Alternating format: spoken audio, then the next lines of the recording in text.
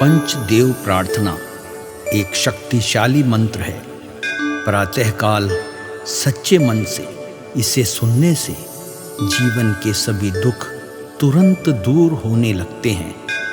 पंचदेव प्रार्थना को प्रतिदिन सुनने से जीवन के असंभव कार्य भी संभव हो जाते हैं। तो आइए सुनते हैं यह पंचदेव प्रार्थना। गजाननं भूतगणादिसेवितं कपित्थजम्बूफलचारुभक्षणम् उमासुतं शोकविनाशकारकम् नमामि विघ्नेश्वर पादपङ्कजम्। कर्पूरगौरं करुणावतारं संसारसारं भुजगेन्द्रहारं सदा वसन्तं हृदयारविन्दे भवं भवानी सहितं नमामि।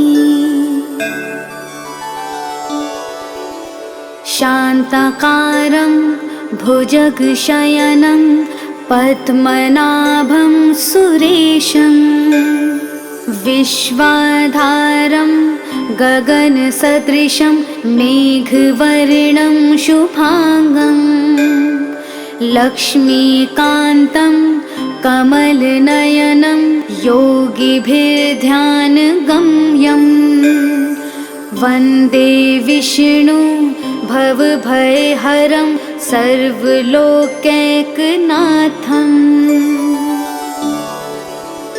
नीलाम्बुजश्यामलकोमलाङ्गं सीतासमारोपितवामभागं पाणो महासायकचारुचापं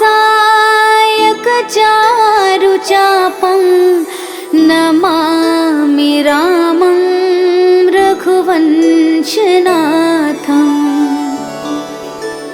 मनोजवं मारुततुल्यवेगं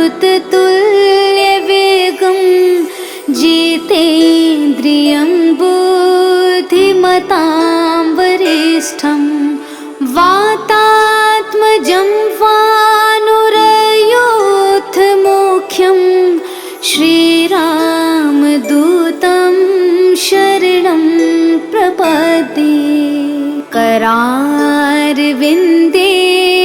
पादारविन्दं मुखारविन्दे विनिवेशयन्तं वटस्य पत्रस्य पुटेश्यानं बालं मुकुन्दं मनसा स्मरामि। या देवी सर्वभूतेषु शक्तिरूपेण संस्थिता नमस्तस्यै नमस्तस्यै नमस्तस्यै नमो नमः।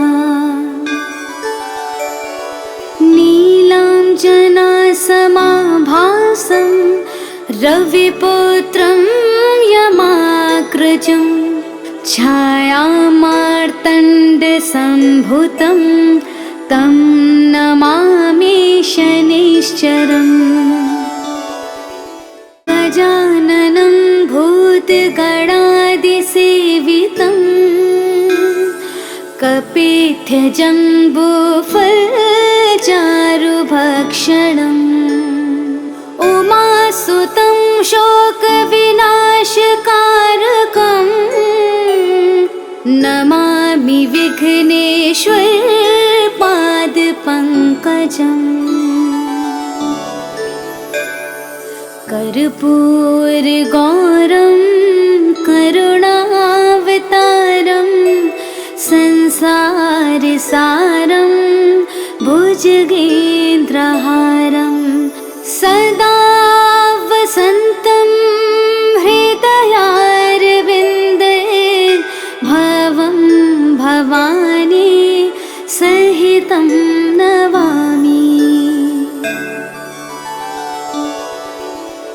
शान्ताकारं भुजगशयनं पद्मनाभं सुरेशं विश्वाधारं गगनसदृशं मेघवर्णं शुभांगं लक्ष्मीकान्तं कमलनयनं योगिभिर्ध्यानगम्यं वन्दे विष्णु भवभयहरं सर्वलोकैकनाथम्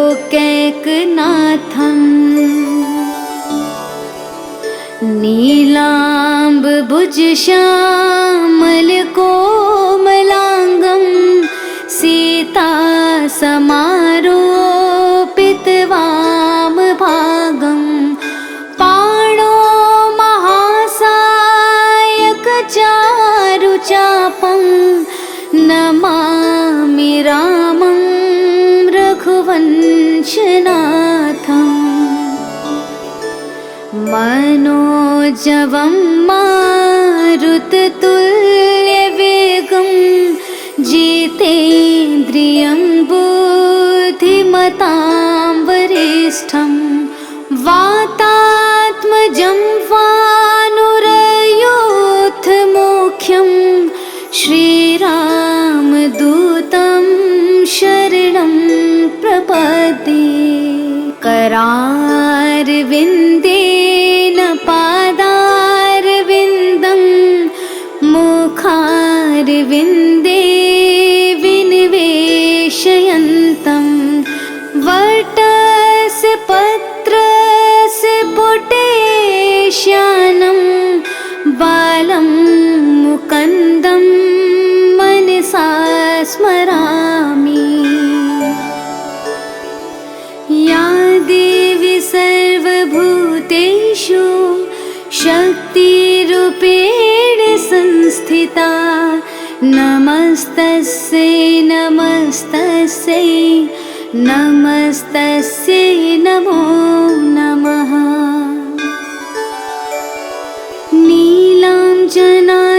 नीलाञ्जनासमाभासं रविपुत्रं यमाग्रजं छायामार्तण्डसम्भुतं तं नमामि शनैश्चरम् गजाननं भूतगणादिसेवितं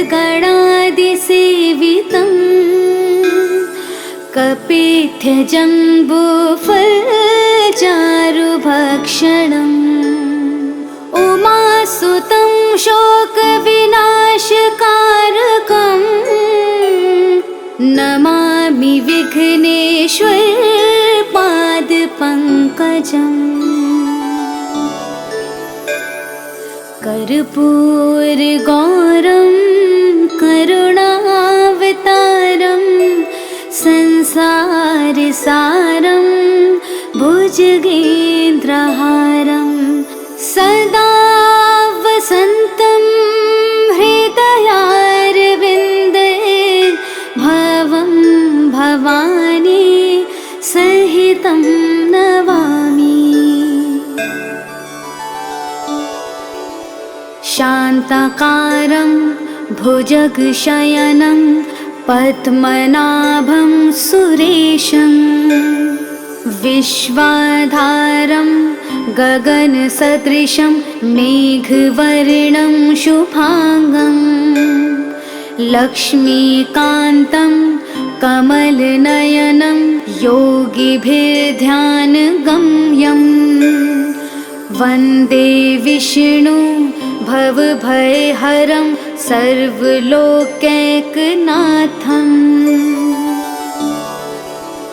नीलाम्बुजश्यामलकोमलाङ्गं सीतासमारोपितवामभागं पाणो महासायकचारुचापं नमामि रामं रघुवंशनाथम् मनोजवं मारुततुल्यवेगं जितेन्द्रियं बुद्धिमतां बुद्धिमतां वरिष्ठं वातात्मजं वानुरयोऽथमुख्यं श्रीरामदूतं शरणं प्रपद्ये। करारविन्देन पादारविन्दं मुखारविन्दे विनिवेशयन्तं वटस्य पत्रस्य पुटेश्यानं बालं मुकुन्दं मनसा स्मरामि।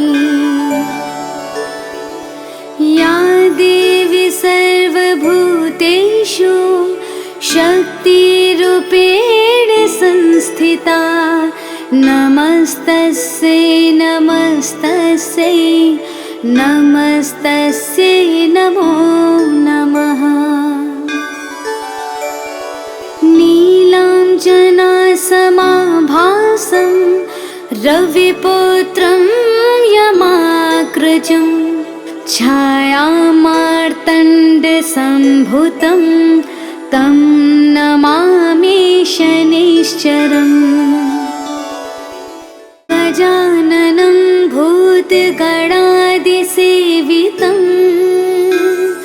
कपित्थजम्बूफलचारुभक्षणम् उमासुतं शोकविनाशकारकं नमामि विघ्नेश्वरपादपङ्कजम्। कर्पूरगौरं करुणावतारं संसारसारं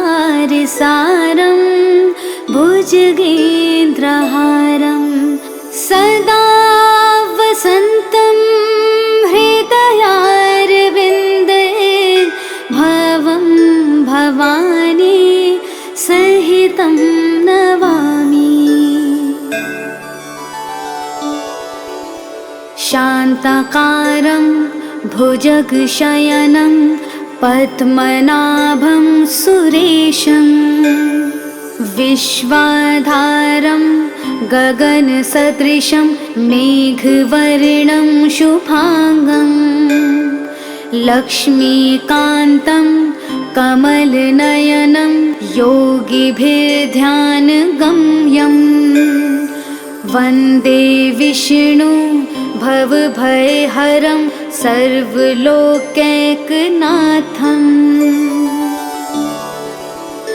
नीलाम्बुजश्यामलकोमलाङ्गं सीतासमारोपितवामभागं पाणो महासायकचारुचापं नमामि रामं रघुवंशनाथम्। मनोजवं मारुततुल्यवेगं जितेन्द्रियं बुद्धिमतां वरिष्ठं वातात्मजं वानुरयोऽथमुख्यं श्रीरामदूतं शरणं प्रपद्ये। करारविन्देन पादारविन्दं मुखारविन्दे विनिवेशयन्तं वटस्य पत्रस्य पुटेश्यानं बालं मुकुन्दं मनसा स्मरामि। या देवी सर्वभूतेषु शक्तिरूपेण संस्थिता नमस्तस्यै नमस्तस्यै नमस्तस्यै नमो नमः। नीलाञ्जनासमाभासं रविपुत्रं यमाग्रजं छायामार्तण्डसम्भुतं तं नमामि शनिश्चरम्।